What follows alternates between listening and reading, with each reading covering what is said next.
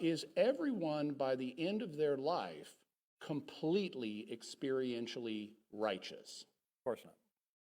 Will they be experientially completely righteous in heaven?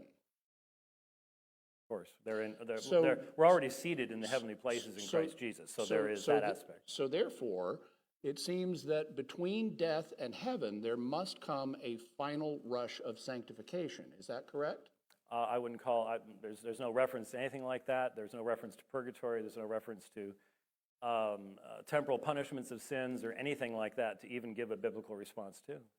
I didn't bring up any of those topics. Of that, but those are the subject.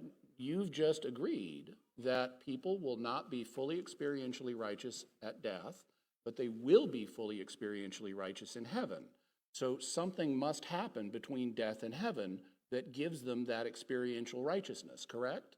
The righteousness by which we stand before God is the imputed righteousness of Jesus Christ. Yeah, that didn't answer my question. When we die and enter into his presence, then we have been perfected in him. There is no need for the remission. There is no need for satis patio. There is no need for the remission of temporal punishments or anything along those lines, which are the dogmatic teachings of the Roman Catholic Church. Actually, they're not. I don't think you know what that phrase means. Having said that, it sounds like you're evading the question, because it seems to me pretty easy to say, yeah, something must happen between death and heaven to make someone completely experientially righteous. I'm simply answering the question in the light of the context of what we were supposed to be doing, which is a debate between Roman Catholics and Reformed. Let's try this again.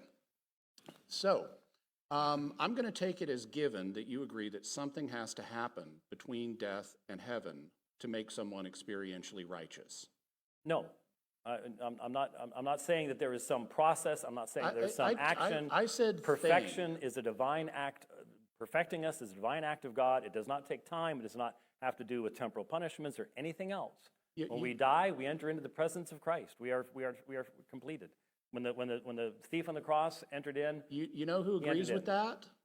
Pope Benedict XVI. That's nice. Exactly the way he articulates purgatory, as a transforming encounter with Christ as soon as we die.